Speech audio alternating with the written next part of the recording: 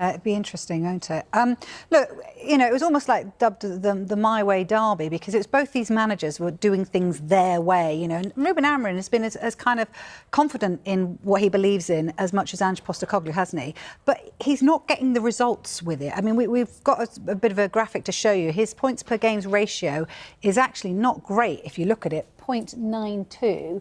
You know, after 26 games. I know that's the thing you really need to look at there in terms of the games, but, you know, Paul Jewell, 0.94. Obviously, that was, you know, his expedition with Derby, who obviously have that record of being the lowest points in terms of the Premier League.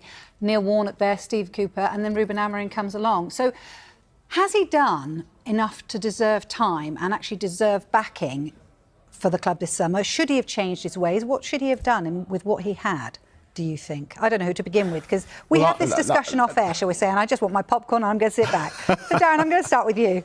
Well, listen, my mind has changed. It's kind of fluctuated on this, and I don't think there's anything binary about it, but I am very much of the opinion that you can have a system and you can believe in that system to have got you to where you are, but those numbers are not good enough for Manchester United. Regardless of who the manager is, those numbers are not good enough.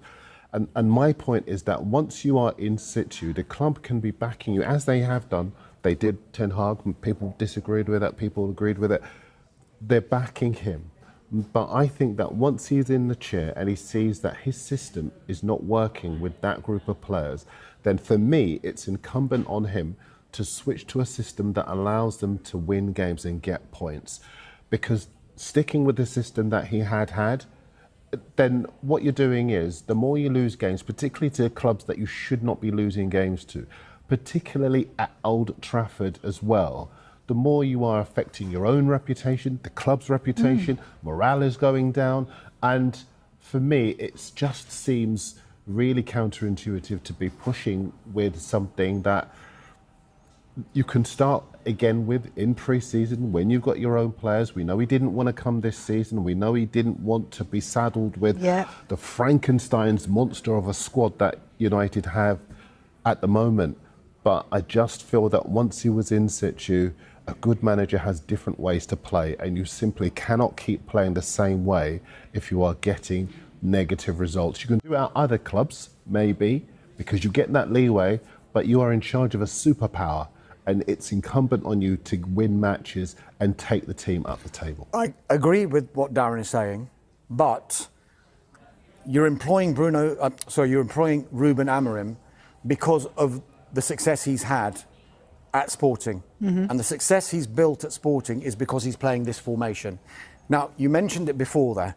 He didn't want to come in the middle of the season. I think in hindsight, he's actually glad that he has come, because now he has seen the problems that are there at Manchester United and which players maybe he knows he can rely on in this formation moving forward, and which ones he can't rely on moving forward. But it is clear that given the size of that Manchester United squad and given the number of players that are under contract at Manchester United, it is easier said than done to just say, right, I'm going to get rid of these 10 players and bring in 10 other players. Hence why I don't think it's such a negative that he's stuck with this formation, because this is the way Manchester United are going to play under Ruben Amorim. If they don't want to play that way, don't employ him, because you have employed him simply because he's been successful with this formation. And it's all well and good saying, well, let's change the formation and then we can just re-evaluate in the summer which players are going to be able to play in this system. Yeah, to get out of a bad fix, because actually they were at one stage facing potential relegation. Yes, but the problem is, some of these players are still going to be there in the summer. So he needs to drill these players into this formation that they are going to play. You can do that in training, that's your job, but on a week-to-week basis, your job is winning football matches. It's delusional to say that you can have this ideal of waiting until the summer to fit in to a way of playing when other clubs are moving away from where... It's the adaptability. I think far too often since Sir Alex Ferguson has left, Manchester United have looked for a short-term fix. And it has been illustrated in the selection of manager that they've made, because it's borne no resemblance to the previous manager. Whenever they've employed David Moyes, Louis van Gaal, Jose Mourinho, then Ole Gunnar Solskjaer, they have tried everything. without a structure in place. Finally, whether you believe that the structure is right or not in Ineos, they have that in place now. And they have decided this is the guy that is going to lead us forward, and we accept that this is the formation that he wants to play. If they didn't want that formation at Manchester United, they wouldn't have employed him, because Ruben Amorim has been absolutely steadfast in his formation. He has said, this is the way I play, and if they don't want to do that, I'll walk away tomorrow. Without compensation. He's already said that at the end of the Europa League final. My point is that good managers have more than one way to play. And certainly if the results that you are employing are not yielding the results that they should, bearing in mind you're in charge of not just one of the biggest clubs in the Premier League, but one of the biggest clubs in the world, then you switch to something that is going to remedy that, and then you can return to the way you want to play. Football is full of ideas. You can just return to it. How easy is it just to return to it? Well, as easy as it is not to return to it, because it's not working. You've won a trophy with it, and you've been able to get success. Like I said, it's been so short-term with United. So why don't they? Why short term? Of course, Ruud it's van short term. Nistelrooy was able to win games with Manchester United playing with a 4 at the back. Manchester United have not had back-to-back wins in the Premier League all season. That's unacceptable for a club the size of Manchester I'm not United. arguing that it's unacceptable or not. Of course, it's unacceptable. It says it in black and white. You've just shown us the figures. But what is the point of employing this manager if you're not going to allow him to try and get this formation right, if they want to play in that formation? And he has said to them, you are employing me because I've been successful. I've been successful because I've played 3-4-2-1. What is the point of me? If you want me to play 4 at the back, it's not my formation. So there's no point moving forward with that. Were you in the interview? Did he say this? I'm being...